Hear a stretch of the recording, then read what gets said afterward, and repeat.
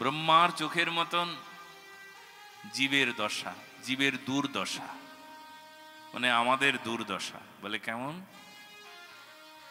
ভগবানেরই সৃষ্ট জীব মানুষ, এত সুন্দরভাবে মানুষ রচনা করেছেন, এত সুন্দরভাবে ভগবানের শ্রেষ্ঠতম রচনা। কি সুন্দর! দুটো চোখ আছে, হাত আছে, কান আছে, মুখ আছে। মানুষ, অথচ বোধ নাই। দুটো চোখ আছে কিন্তু উল্টো দিকে। ব্রহ্মা তার উল্টো দিকে চোখ দিয়ে ভগবানকে দর্শন করতে পাচ্ছেন না, চোখ কাঁপছেন। মানুষের অবস্থা কেমন? আমি ভগবানেরই, অথচ ভগবানকে দর্শন করতে পাচ্ছি না, উল্টো দিকে মুখ। যেই দিকে ভগবান তার থেকে উল্টো দিকে মুখ। কি করে হবে? যেই দিকে ধর্ম সেই দিকে কানটা নাই, যেই দিকে ভগবান সেই দিকে চোখ নাই। যেখানে সৎসঙ্গ সেখানে পা যায় না, অসৎসঙ্গে সদা পা চলতে থাকে। কি হবে গো? কৃষ্ণ বহির্মুখ হয়ে ভগবাঞ্ছা করে, নিকটস্থ মায়া তারে জাপটিয়া ধরে। কৃষ্ণ বহির্মুখ হয়ে, বহির্মুখ মানে উল্টো দিকে মুখ। যেই দিকে ভগবান সেই দিকে মুখ নাই, সেই দিকে মন নাই, সেই দিকে চোখ নাই। চোখ দুটো কোন দিকে? উল্টো দিকে।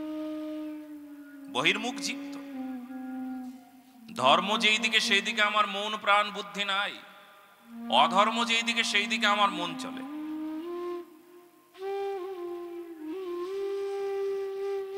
সত্যি কথা কিনা বলুন তো দেখি? যদি আপনাকে ধর্মের কথা বলা হয়, এই আচরণটুকু করো তো প্রতিদিন। আমরা সংসারী মানুষ, পারবো কি নাই বাবা? বলো কি বলো না? তবে সংসারীদের জন্যই তো সবকিছু নাকি? তুমি সংসারী মানুষ না? তুমি তো মানুষ, অতএব তোমাকে ধর্ম করতে হবে। মানুষই তো ধর্ম করবে।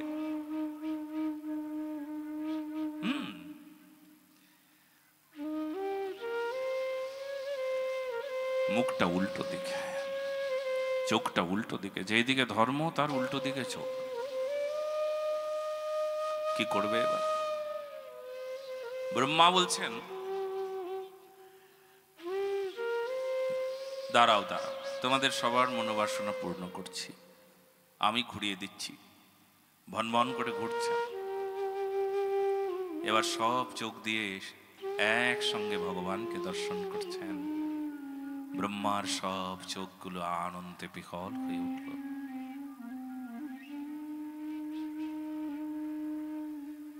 উল্টো দিকে মন, উল্টো দিকে বুদ্ধি, উল্টো দিকে মুখ। কিন্তু কেউ যদি একটু সোজা করে দেয়, বলে এই জগতে কে সোজা করবে? কারুর ক্ষমতা, কোন সাধারণ মানুষের ক্ষমতা নাই। যার ক্ষমতা আছে তার নাম গুরু শ্রী পাদ পদ্ম। শ্রী গুরুদেব কি করবেন? মুখটাকে ঘুরিয়ে দেবেন। এইদিকে মুখ কর, এইদিকে মুখ কর। ব্রহ্মাণ্ড ভ্রমিতে কোন ভাগ্যবান জীব গুরু কৃষ্ণ প্রসাদে পায় ভক্তি লতা বীজ। কোন ভাগ্যবান জীব, সবাই না। এই দেখো, এখানে যারা এসেছেন তাদের ভাগ্যবান মানা হয়। ভাগবতে এসে গেছেন মানে তিনি ভাগ্যবান হয়েছেন। কোন ভাগ্যবান জীব গুরু কৃষ্ণ প্রসাদে পায় ভক্তি লতা বীজ। গুরু কৃপা কি সবার উপরে হয়? হয়, কিন্তু আধার ভালো না, সেই জন্য নিতে পারি না। পিতামাতা শাসন সবার উপরেই করে, টিচার সব একটা হালকা সিটি দিচ্ছে, দেখো। টিচার সব ছাত্রদেরকেই শেখায়। 100 জন ছাত্র আছে, 100 জন ছাত্রের মধ্যে একজনই ফার্স্ট হয়। 100 জন ছাত্রের মধ্যে সবাই রেজাল্ট ভালো করে না। বলে কে ভালো রেজাল্ট করে? যে শিক্ষকের শাসনটা মেনে নিল সেই ভালো রেজাল্ট করলো। যে শাসন মেনে নিল না সে ভালো রেজাল্ট করতে পারলো না। গুরুদেব সবাইকে সমানভাবে কৃপা করেন, এমন নন তিনি কারুর প্রতি দয়া কম করেছেন, কারুর প্রতি দয়া বেশি করেছেন, এরকম নয়। যদি এরকম না হয় তাহলে উনি মন্ত্রের পর এমন ভক্ত হয়ে গেল, উনি মন্ত্রের পর মন্ত্র গ্রহণের পর এমনি শুদ্ধ আহার করতে লাগলো, সদাচারী হয়ে গেল, ভগবত ভক্ত হয়ে গেলেন, ভগবানের সেবক হয়ে গেলেন, বৃন্দাবনে চলে গেলেন। উনি এত এত প্রেম লাভ করলেন, উনি একই সঙ্গে মন্ত্র নিলেন, উনি কেন পেলেন না? কেন উনি পেলেন না?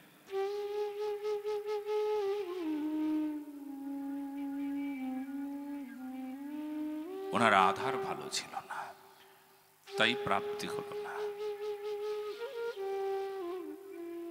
গুরুদেব সবার জন্য সমানভাবে নেন, উনি কেন পারলেন না? তার এক উদাহরণ, ভগবান চৈতন্য মহাপ্রভু, তার তো কোনো গুরুদেবের প্রয়োজন ছিল না, তিনিই তো জগৎগুরু। তবে তিনি গুরুকরণ করবার সময় একটা শিক্ষা দিলেন আমাদের সবাইকে। গুরু ভক্তি তো তার থেকেই শিখতে হয়। একদিন প্রদক্ষিয়া ঈশ্বর পুরীরে, প্রভু বলে দেখো আমি দিলাম তোমারে, আমি জানি ভাসি কৃষ্ণ প্রেম সাগরে। তার মানে যখনই শ্রী গুরুদেবের শ্রীচরণী আত্মসমর্পণ করল, তখনই মানে দীক্ষাকালী শিষ্য করে আত্মসমর্পণ, সেই কালে গুরু তারে করে আত্মস্বম। একজন আত্মসাৎ করে, গুরুদেব শিষ্যকে একদম নিজের করে না। আর শিষ্যের কি করণীয়? নিজেকে উজাড় করে দেওয়া, নিজেকে উৎসর্গ করা। শিষ্য উৎসর্গ করবে আর গুরুদেব তাকে আত্মসাৎ করবে। মানে শিষ্য কিছু দেবে, কি দেবে? নিজেকে দেবে, নিজেকে উৎসর্গ করে দেবে। তার মানে দীক্ষা নিয়েছো বটে, কিন্তু নিজেকে উৎসর্গ করো নাই, নিজেকে দিয়ে দাও নাই, তাই তো তোমার প্রাপ্তি হলো না। এত এত মন্ত্র নাই কিন্তু নিজেকে দেয় না। মন্ত্র নেওয়ার মানুষ আছে কিন্তু গুরুদেবের আদেশ নেওয়ার মানুষ নাই।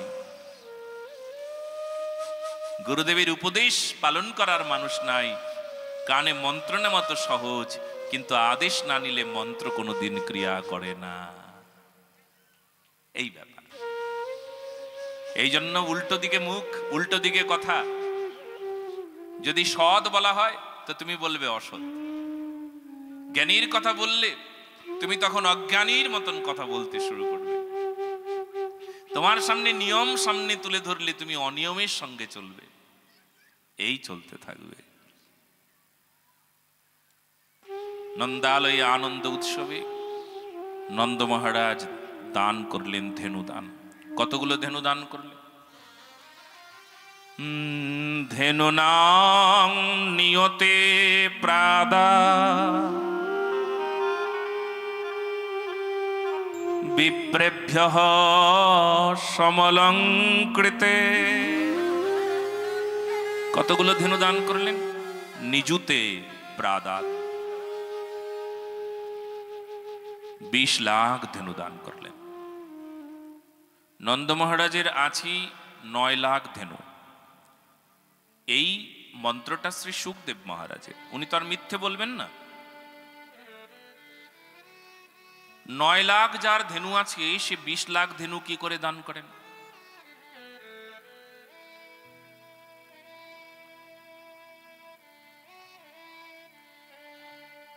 $20 লাখ দান করতে পারে? আছে তো নয়। জমা আছে নয়, উনি কি করে খরচা করবেন বিষ? বলে আসলে যদি প্রেমের স্থান হয় তাহলে দান করলে মানে বিয়োগ করলে যোগ হয়ে যায়, বাড়ে। সংসারে এই নিয়মটা নাই। সংসারে বিয়োগ করলে কি হয়? কমে। আপনার ভান্ডার থেকে কিছু দিলেন কাউকে, আপনার ব্যাংক থেকে কাউকে কিছু দিলেন, সংসারের নিয়ম কি? কমবে না বাড়বে? কমে যাবে। কিন্তু জানেন, প্রেমের দরবারে, প্রেমের উদ্দেশ্যে, প্রেমের নিমিত্তে যদি আপনি সেখান থেকে কিছু বিয়োগ করেন তাহলে আপনার বাড়বে, বৃদ্ধি হবে। বলো না গো, রাধে রাধে। কি দেবেন আপনি? বাড়তে থাকবে। মাইনাসে মাইনাসে কি হয়? প্লাস হয়। তার মানে দুটো মাইনাসে কি হবে? যোগ হয়ে যাবে। একটা হলো অন্তরের বিয়োগ, বিয়োগ মানে ত্যাগ, বিয়োগ মানে বাদ দেওয়া। একটা হলো অন্তরের বিয়োগ, একটা হলো বাইরের বিয়োগ। এই দুই বিয়োগ এক হলে আজও ভগবানের সঙ্গে যোগ হয়ে যায়। যোগ মানে মিলন, যোগ মানে ভগবানকে পাওয়া। আজও যদি বিয়োগ বিয়োগ দুটো হয় তবে আজও ভগবানের সঙ্গে মিলন হয়ে যায়। বিয়োগ দুটো মানে একটা অন্তরের বিয়োগ, একটা বাইরের বিয়োগ। বাইরে আমরা পূজা করি, বাইরে দান করি, বাইরে কাঁদি কিন্তু অন্তর কাঁদে না। বাইরে দান করি কিন্তু অন্তর দান করে না। বাইরে দেখি কিন্তু অন্তর দেখি না। হ্যাঁ, বাইরে বাইরে দেখা যাচ্ছে উনি নাম করছেন হরে কৃষ্ণ কৃষ্ণ কৃষ্ণ হরে হরে, হরে রাম রাম রাম হরে হরে। মুখে জিহ্বায় উচ্চারণ হচ্ছে, হরির নাম করছে, কিন্তু অন্তর করে না। এই যে অন্তর আর বাহির দুটো একসঙ্গে হলে আজও ভগবানের সঙ্গে মিলন হয়ে যায়। মিলন চাও? ভগবানের সঙ্গে মিলন করবে? তবে অন্তর কি করছে এটা দেখতে হবে। অন্তর বিয়োগ করলো কিনা। হয়তো তুমি, দেখা গেল আমি দেখতে পেলাম যে তুমি ত্যাগ করেছ, আমি দেখলাম তুমি ত্যাগ করলে, কিন্তু অন্তর ত্যাগ করাটা বড় কঠিন।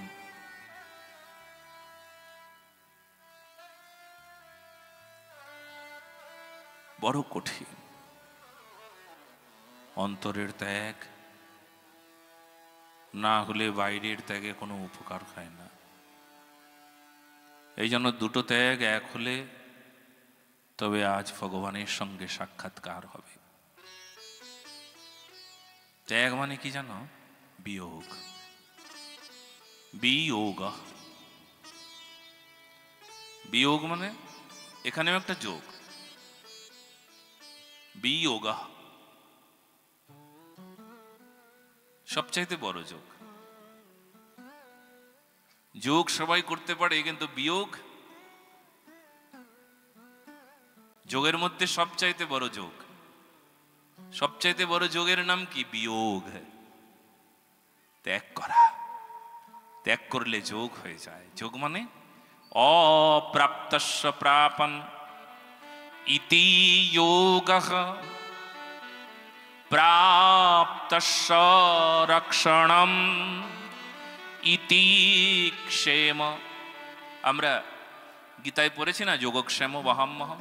তো যোগ শব্দের অর্থ হলো অপ্রাপ্তস্য প্রাপন, মানে যা পাওয়ার কথা ছিল না, যা মনেই হলো না। কি করে সম্ভব? আমি যেখানে বিয়োগ করলাম সেখানে যোগ হয়ে গেল। আমি বাদ দিলাম, আমি সাধু সন্ত মহান্ত মহাপুরুষকে দান করলাম, আমার বৃদ্ধি হয়ে গেল, বাড়লো, ব্যাংকে বেড়ে গেল, আরো উন্নতি হয়ে গেল আমার। আমি কামনা ত্যাগ করলাম, আমার প্রেম লাভ হয়ে গেল। আমি জিহ্বার লালসা ত্যাগ করলাম, আজকে এইসব খাবো না। আমি এখন থেকে প্রতিজ্ঞা করে নিলাম, এই যে প্রাণী হত্যা করব না, কোনো প্রাণীর মাংস খাবো না, প্রতিজ্ঞা করে নিলাম। আজকের থেকে ভগবানকে দিয়ে তারপর প্রসাদ পাবো। ব্যাস, জেনে রাখো হে মনুষ্য, জেনে রাখো কি হবে। বলে তোমার জিহ্বার লালসা দমন হয়ে গেলে তোমার হৃদয়ে প্রেম লাভ হবে, আর সেই প্রেমের দ্বারা তোমার দ্বারা যে ভগবৎ সেবা হবে তা একদম বিশুদ্ধ হবে। আহার শুদ্ধি, চিত্ত শুদ্ধি। আহারে চিত্ত শুদ্ধি সর্বশাস্ত্রে কয়। চিত্ত শুদ্ধি নাহি হয়, কোন প্রীতি নাহির। আহারেই চিত্ত শুদ্ধি। আহার মানুষকে চিত্ত শুদ্ধি করে। এই জন্য শুদ্ধ আহার করতে শুরু করুন আজকের থেকে। শুদ্ধ আহার করবার সময় আপনাকে ভাবতে হবে যে কেন শুদ্ধ আহার করছেন। বলে আহারই তো ওটাই, অন্য তো আহার নাই। এই যে কোনো একটা প্রাণীর শরীর কেটে কুটে টুকরো করে তোমার খাবারের থালার মধ্যে রাখা হলো, তুমি ভাবো তো, তুমি কখনো ভাবো ইস আমার জন্যই এই প্রাণীটা মরে গেল, ছাগলটা আমার জন্যই মরেছে, পাখিটা আমার জন্যই মরেছে, এই জলচর এই প্রাণীটা এই মাছটা আমার জন্য মরলো গো? কখনো ভাবো? দয়া যদি থাকি তবে ভাবনা আসবে, দয়া নাই তাই ভাবনা নাই। দয়া হোক, সকলের হৃদয়ে দয়া হোক, পীড়া হবে। কোন প্রাণীকে আঘাত করবার সময় পীড়া হবে। কোন প্রাণী কাটা তো দূরের কথা, কোন প্রাণীর শরীরকে খাদ্যদ্রব্য তো ভাবা দূরের কথা, তার কষ্ট দেখবার সঙ্গে সঙ্গে পীড়া হবে, যন্ত্রণা হবে। আজকে অনেকেই বলে পারবো না, বাবা মাকে দুঃখ দিতে পারবো না, বউকে দুঃখ দিতে পারবো না, নতুন বিয়ে করব বউকে দুঃখ দেব আমিষ না খেয়ে, এটা পারবো না, এটা মূর্খামি। এই জগতে যারা অপদার্থ তারা এরকম শব্দ বলবে। আমার ধর্ম, আমার কাছে পৃথিবীতে এমন কোনো কিছু নাই যে আমার জন্য, আমি কারুর জন্য আমি ধর্মকে বাদ দিয়ে দেবো। তাহলে প্রহ্লাদ মহারাজ কখনো প্রহ্লাদ হতো না। বলো না গো রাধে রাধে। হ্যাঁ, তাহলে প্রহ্লাদ হতো না। প্রহ্লাদ বলতো আমার বাবা যা বলে তাই শুনবো। তাহলে আর রামায়ণের পৃষ্ঠায় ভরতের এত প্রশংসা থাকতো না। ভরতের প্রশংসা কেন? যদি হনুমানকে আদর করে তবুও হনুমানকে বলে হনুমান। আজ ভরতের কথা মনে পড়ে গেল। তুম মম প্রিয় ভরত হি সম ভাই। হনুমান দাস্যে সেরা, তার মতন দাস্য ভক্তিতে জগতে আর কেউ নাই। তার মতন দাস্য ভক্তিতে জগতে আর কেউ নাই। কিন্তু সেই হনুমানকে জড়িয়ে ধরে বলছে তুম মম প্রিয় ভরত হি সম ভাই। তুমি আমার ভরতের মতন। আচ্ছা, ভরতের এত প্রশংসা কেন? হনুমানকে দেখে ভরত বলেন, লক্ষণকে জড়িয়ে ধরে কখনো ভরত বলেন, কোন সেবক কোন প্রজাকে জড়িয়ে ধরে বারবার ভরত বলতে শুনেছি রামায়ণের পৃষ্ঠায়। হ্যাঁ, তুমি আমার প্রজা নও, তুমি আমার ভাই ভরত। ভগবান রাম কেন জানো? কারণ ভরতের ত্যাগ, ভরতের তিতিক্ষা, ভরতের বৈরাগ্য। ভরতের মা কইকি ভরতের সুখের জন্য, ভরতের কল্যাণ হবে এরকম ভেবেছে, ভরতের মঙ্গল হবে এটা ভেবেছে। কিসে মঙ্গল হবে? না, ভরত যদি রাজা হয় মঙ্গল হবে। ভরত যদি রাজা হয় তাহলে আমি রাজার মা হব, তাহলে মঙ্গল হয়ে যাবে। এটা তো আসলে কি ছিল? এটা ভরত বুঝিয়ে দিল, ও মা, এটা তোমার অধর্ম, এটা তোমার পাপ, এটা তোমার অন্যায়। আমি কখনো কোনোদিন রাজা হব না, রাজা হবে রাম। আমি তো তার দাস, আমি তো তার চাকর। কখনো সিংহাসনের পাশে বসলো না, সিংহাসনের নিচে এক প্রান্তে ওই দূর থেকে সেই ভগবান রামের চরণ পাদুকাটাকে প্রণাম করে মাথায় টেকিয়ে বারবার বলে, রাজা তুমি, প্রজা আমি, আমি তোমার ভাই বলবার যোগ্যতা নাই। রাজা তুমি, প্রজা আমি,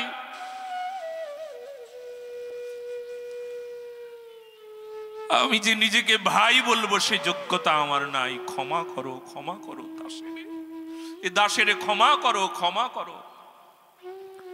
আচ্ছা, যদি ভরত মায়ের কথা মেনে নিত, মা তুমি যা বলবে সেটাই হবে, মা মাতৃসমা গুরু, মায়ের মতন জগতে কেউ নাই। এই মা যদি বলে অধর্ম করো, বাস আমি অধর্ম করে নেব। মা যদি বলে মাছ মাংস খাও, আমি খেয়ে নেব। যদি আমার মধ্যে ধর্ম স্পর্শ করে, আমি যদি ভাগবত শুনি, আমি যদি রামায়ণ শুনি, আমার হৃদয়ে যদি রামায়ণ স্পর্শ করে, আমার হৃদয়ে যদি প্রেম স্পর্শ করে, আমি যদি গুরু শ্রীপাদ পদ্মের চরণ স্পর্শ করি, আমি যদি বৃন্দাবনে যাই, আমার যদি অনুভব হয়, তাহলে মা যদি বলে আরে তুই যদি না খাস আমি মরে যাব, মা সবাই তো মরবে, মরে গেলে কিছু করার নাই, আমি ধর্ম ছাড়তে পারি না, এটাই নিয়ম। তাহলে কি মায়ের প্রতি অশ্রদ্ধা হবে? বাবার প্রতি অশ্রদ্ধা হবে? প্রহ্লাদের অশ্রদ্ধা হয় নাই, ভরতের অশ্রদ্ধা হয় নাই, হয় নাই। সেই জন্য তোমাকে ধর্ম রক্ষা করতে হবে।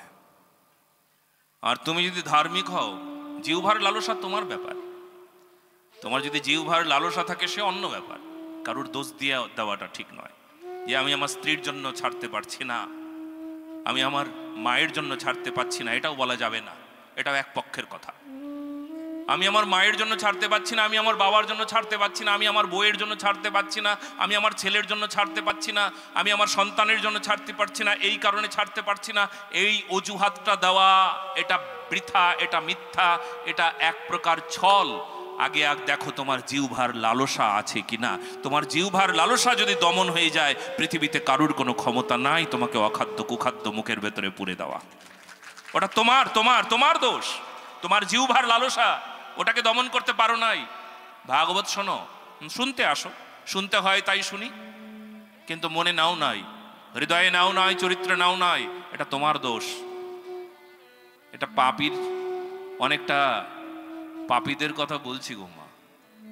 হ্যাঁ, সবার জন্য নয়, মিলিয়ে নেবে কাদের কাদের বলছি, তারা মিলিয়ে নেবে। ভাগবত শুনলেই হয়, আসরে আসলেই হয়। কতজন এলো, কিন্তু কতজন শুধরে গেল, আর কতজন বলল থাক আমরা সংসারী মানুষ থাক। কিন্তু হাজার হাজার লক্ষ লক্ষ মানুষ বদলে গিয়েছে আমার সামনে, আমি দেখেছি। এই মানুষটা দেখেছে, লক্ষ লক্ষ মানুষকে বদলে যেতে দেখেছে। লক্ষ লক্ষ মানুষের মুখে যেখানে হিংসার কোনো দ্রব্যাদি প্রবেশ করত, মদ মাংস আদি নেশাদ্রব্য, সেই নেশাদ্রব্য ছেড়েছে। এই কথা শুনবার পর এই ব্যাসমঞ্চের সামনে বসে কতজনার উপকার হয়েছে। কিন্তু কতজন কথা শোনে কিন্তু উপকার হয় না, শুধু একটাই কারণে যে আমি আমার জিহ্বার লালসা ছাড়ব না। উনি বলুক, ওনার বলার কথা উনি বলে দিয়েছে। সেই জন্য যারা শুনতে এসেছেন তারা একটু সাবধান হবেন, ভালো করে বুঝে নেবেন কথাগুলো কিন্তু আমাদের জন্য, শুধু শোনানোর জন্য শোনাচ্ছি তা নয়, পাঠ করার জন্য করছি, করতে হয় তাই করছি। দুর্গাপূজার প্যান্ডেল বানাতে হয় তাই প্যান্ডেল বানিয়েছি ভালো করে, সবার দৃষ্টি নন্দন হবে, দৃষ্টি নন্দন হবে। বা দেখতে কি সুন্দর সাজিয়েছি, গুছিয়েছি, কোটি কোটি টাকার বাজেট দিয়ে বিরাট অনুষ্ঠানের আয়োজন করেছি। না না না, আমাদের এমন দৃষ্টি নন্দনের ব্যাপার নাই, আমাদের তো চরিত্র নন্দনের ব্যাপার, চরিত্র সংশোধনের ব্যাপার। আমরা চরিত্র সংশোধনের জন্য ভাগবত কথা শুনতে এসেছি, সাজানোর কোনো ব্যাপার নাই, এখানে দেখার কোনো বিষয় নাই। কেবলমাত্র শোনার বিষয় না, তাও না, হৃদয়কে নাড়া দেওয়ার বিষয়। এই কথাগুলো তো আমারই, এখানে তো আমারই কথা বলা হচ্ছে, আমার চরিত্র নির্মাণের জন্যই তো বলা হচ্ছে আমাকে। এই জন্য খুব গুরুত্বপূর্ণ কথা বলছি, সবাই মন দিয়ে শুনুন। আহা, ভগবান চৈতন্য মহাপ্রভু বিয়োগের কথা বললেন, মানে ত্যাগ। গীতায় আমাদের ত্যাগের কথা শোনায়। যদি ত্যাগ না করি তাহলে পরমাত্মাকে লাভ করা যাবে না। কতটুকু ত্যাগ করেছি তারপর তো তাকে পাবো, কতটুকু ছেড়েছি তোমাকে পাওয়ার জন্য, কি কি ছেড়ে এসেছি। লোকসান না করলে লাভ করা যায় না। সংসারে কিছু লোকসান করো, দেখবে প্রেমে লাভ হয়ে যাবে। বলো না গো রাধে রাধে। এখানে যারা এসেছেন তারা অনেকেই লোকসান করে এসেছেন, দোকান বাদ দিয়ে এসেছেন, ঘরের কাজকর্ম ছেড়ে এসেছেন। অনেকে তো এই টাইমে মোবাইলটা হাতে নিয়ে গেম খেলতো, কত দূরে এগিয়ে যেত। ইস, কত আনন্দকে কত কিছুকে বাদ দিয়ে ভাগবত শুনতে এসেছে। বাহ বাহ বাহ, দেখি দেখি তুমি কি লস করলে তারপর আমার ভগবানের কাছে এলে ভগবান সেটাও দেখবেন। ওই যে ওই বাবা দোকানদার দোকানটা ছেড়ে দিয়ে চলে এসেছে, হ্যাঁ কাজকর্ম সব ছেড়ে দিয়ে চলে এসেছে। আমার মায়েরা এই সময় টিভি দেখতে বসে বসে টিভিটা বাদ দিয়ে চলে এসেছে, কত আনন্দ বাদ দিয়ে চলে এসেছে এখানে। দেখো দেখো, কুটুমরা ঘরে এসেছে, কুটুমদের সঙ্গে একটু বিলাতি গপ্প করবে,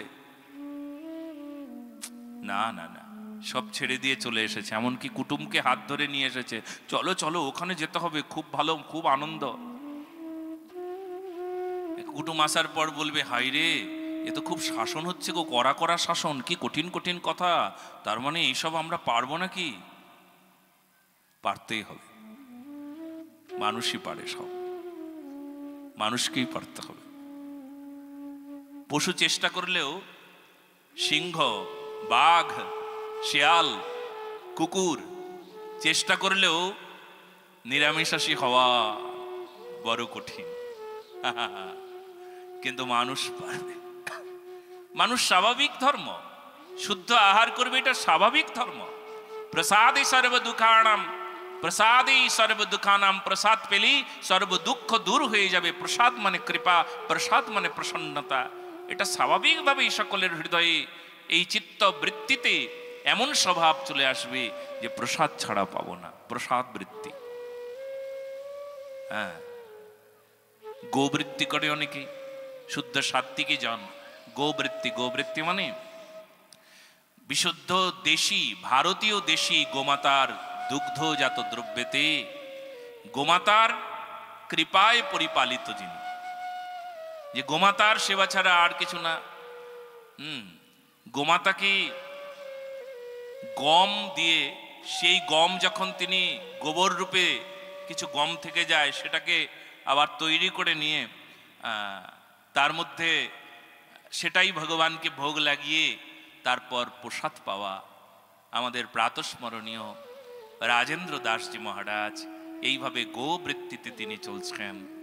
আহা, এমন গো সেবক, এমন জগতে গো সেবক অদ্বিতীয়। আমরা এই বিশুদ্ধভাবেই ভজন করতে গেলে আমাদের সাত্ত্বিকী ব্যবহার, সাত্ত্বিকী আচরণ, সাত্ত্বিকী আহার, সাত্ত্বিকী বিষয়ের প্রতি ধ্যান দেওয়া একান্ত কর্তব্য। তা না হলে চলবে না, একদম না। একদম বিশুদ্ধ ভারতীয় দেশি গোমাতার ঘি। আজকাল ঘিয়ের মধ্যে নানা প্রকার সমস্যা, কত প্রাণীর চর্বি মিশিয়ে ঘি তৈরি করা হয়, আপনি হয়তো জানেনই না। ঘিয়ের মতনই স্বাদ, ঘিয়ের চাইতেও হয়তো বেশি স্বাদ বলে আপনার অনুভব হবে, কিন্তু আপনার ধর্মটাকে 12টা বাজিয়ে দেবে। চারিদিকে কত মেলাবটি আপনি জানেন, কত অসাধু ব্যবসায়ীরা আমাদের ধর্ম নিয়ে ছেলেখেলা করছে, আপনার জানা আছে? দুধ কি আজকাল পাওয়া যাচ্ছে? ভারতীয় দেশি গোমাতার দুগ্ধ আপনি কি পান বাড়িতে? চারিদিকে জার্সি, বিদেশি। কি হয়? দুধ পান করবার পর আপনার শরীর, আপনার মন, আপনার বুদ্ধি অসুস্থ হয়ে যায়। ভারতীয় দেশি গোমাতার দুগ্ধ আদি গ্রহণ করতে হবে। সেই দুধেরই রসগোল্লা, সেই দুধেরই ছানা, মিষ্টান্ন আদি সমস্ত কিছু দেশি গোমাতার দেশি দুগ্ধ দ্বারাই আপনার ভগবানের সেবা হবে, আপনি সেটাই প্রসাদ পাবেন। যদি তার উল্টোটা হয়ে যায় তাহলে উল্টো ক্রিয়া হবে। আজকে বিশুদ্ধতার এত অভাব কেন? এই জন্য আমরা পণ করে নিয়েছি। কখনো ওই দুধ নিয়ে এলো না, ওইভাবে চলবে না। আমাদের আস্তিক দুধ নিয়ে আসে আমার জন্য এখানে থাকাকালীন সময়ে, একদম ওদের বাড়ির দেশি শুদ্ধ ঘি, দেশি দুধ, ভারতীয় গোমাতা তার দুগ্ধ নিয়ে আসে, কিন্তু তাছাড়া দুধ পাবো না। পণ করেছি আমরা, একদম পণ, প্রতিজ্ঞা। তা না হলে বাঁচা যাবে না। বিশুদ্ধতার বড় অভাব আজ। আপনার আহারে কাম, আহারে বিকার, আহারে স্বভাব নষ্ট। হ্যাঁ গো বাবা, আমার প্রাতঃস্মরণীয় বিনোদ বাবা বারবার বলেন আহারে শুদ্ধিকরণ, আহারে চিত্ত শুদ্ধি, আহারে স্বভাব, আহারে নানা প্রকার প্রকাশ পাচ্ছে, নানা প্রকার কিছু। সেই দিন ওই গাড়িতে আপনাদের এখানে আসার সময় ওই একটু মুগ ডাল, যেটা ভাজা মুগ ডাল ওই দোকানে কিনতে পাওয়া যায়, ওটার মধ্যে কোনো মেলাবট ছিল না এরকম ভেবেছি, কিন্তু ওটার সঙ্গে ওই ওই যে সবুজ মটরটা দিয়েছিলে ওটার মধ্যে কোনো একটা মশলা দিয়েছিল। রাতের বেলা ওই নিয়ে আমার এমন অসুবিধা হয়েছে, আমি কাউকে বলিনি বিষয়টা। হ্যাঁ, এত সমস্যা হচ্ছে, এত সমস্যা হচ্ছে, রাত্রিবেলা অদ্ভুত অদ্ভুত স্বপ্ন দেখছি। তারপর সেই ওই মটর, মানে ওই যে সবুজ রঙের মটর, সেটা নিয়ে নিষেধ করছেন কে আমায় স্বপ্নের মাঝেই। মানে আহার যদি একটু বিশুদ্ধ না হয় তাহলে গেল আপনার সব শেষ। এই জন্য আহার শুদ্ধি, চিত্ত শুদ্ধি, চিত্ত শুদ্ধি করলে আপনার কি হবে? ধর্ম রক্ষা হবে। খুব ভালো করে বিচার করতে হবে। এত ব্যাধিও কমে যাবে যদি আহার শুদ্ধির দিকে কেউ বিচার করেন। হয়তো আপনি মনে মনে ভাবছেন বড় সুন্দর খাবার, না খেলে কি আনন্দ হয়, ভগবান মুখ দিয়েছে কি, এই যে জল ভর্তি মাছ, চারিদিকে ছাগল পাগল কত কিছু আছে, কেটে কেটে খেতে হবে। হ্যাঁ, খেতেই হবে। আপনাকে আমি একদম সাবধান করে দিচ্ছি, একদম পরিষ্কার আজ বলে দিচ্ছি, যদি পেটটাকে কবরখানা করতে না চান, কবরখানা মানে যেখানে মরা দেহ রাখা হয়, মরা দেহ যেখানে পুঁতে রাখে তাকে কবরখানা বলে, আর পেটটাকেও মানুষ কবরখানা বানিয়ে রাখলো। আর এই পেটটাকে কবরখানা বানালে হবে না? হবে পেটটাকে কবরখানা বানালে? পেটের নাম জঠর অগ্নি। পেটের ওপরে, পেটের ভেতরে একটা আগুন জ্বলছে, ওখানেও যজ্ঞ হয়। আচ্ছা আপনারা বলুন তো, ওখানে যদি জঠর আগ্নিতে, সেখানে যদি যজ্ঞ হয়, সেই যজ্ঞে যদি একটা মানে কোনো একটা মাথা, লেজ, ঠ্যাং এই সমস্ত ছেড়ে দিলাম কোনো প্রাণীর, সেই যজ্ঞের ওপরে, যজ্ঞ পবিত্র হলো না অপবিত্র হলো? বলুন বলুন। যজ্ঞের ওপর কোনো ঠ্যাং ছেড়ে দিলেন, পূর্বে অসুরেরা করতো না? যজ্ঞ করছেন স্বাহা স্বাহা স্বাহা, ব্রাহ্মণেরা যজ্ঞ করতেন, জগতের মঙ্গলের জন্য, বিশ্বের মঙ্গলের জন্য যজ্ঞ করতেন। আর অসুরেরা কি করত? কোনো একটা প্রাণীর ঠ্যাং তার মধ্যে ফেলে দিত, আর যজ্ঞ পণ্ড হয়ে যেত। শুনে নাও, আমাদের ঠিক এই প্রকারই যজ্ঞ চলছে। কোথায়? একজন সাত্ত্বিক মানুষের জঠরাগ্নি, সবারই জঠরাগ্নি আছে, কিন্তু সেই জঠরাগ্নিতে তুমি কি দিচ্ছ তার উপর নির্ভর করবে। কেউ তো ছাগলের ঠ্যাং দিচ্ছে, কেউ বা লেজ, মাথা, মুন্ড এই সমস্ত ছেড়ে দিচ্ছে, বাস জঠরাগ্নি হয়ে উঠছে কি? অপবিত্র। মানুষের মন বুদ্ধি হয়ে উঠছে অপবিত্র। এই জন্য তাকে পবিত্র করবার জন্য আজ থেকে ত্যাগ করতে হবে। সবাই দাও না, যারা যারা হাততালি দিল না তারা মনে মনে ভাবলো, না রে বাবা, তাহলে আরে চেষ্টা তো করো, আজকে থেকে চেষ্টা করে যাও, চলো তার জন্য একটু করতালি।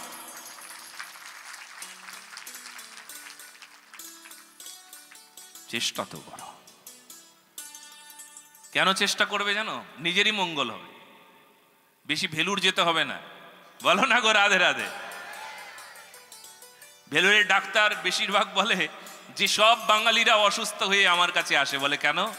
তারা উল্টো পাল্টা খেয়ে অসুস্থ হয়, তাদের আহার শুদ্ধি নাই, তাই আমাদের কাছে আসে। হাই রে হাই, কি বাঙালি, কি বাঙালি, চারিদিকে শুধু বাঙালি, ভেলুরে বাঙালি, হ্যাঁ হায়দ্রাবাদে বাঙালি, দক্ষিণ ভারতে যারা যারা চিকিৎসার জন্য যাচ্ছে সব বেশিরভাগ বাঙালি। 1000 জনের মধ্যে মাত্র 4-5 জন অবাঙালি, আর সব বাঙালিরা অসুস্থ বেশি হয়। ডাক্তারেরা খুব বড় লোক হয়ে যাচ্ছে। ডাক্তাররা বলতে বলতে বলে বাঙালিদের জন্য আমরা বড় লোক হচ্ছি, আর বাঙালিরা অসুস্থ হয়ে আমাদের কাছে আসে বেশি। কেন আসে? বলে ওদের খাবারের কোনো শুদ্ধিকরণ নাই। বলো না গো রাধে রাধে।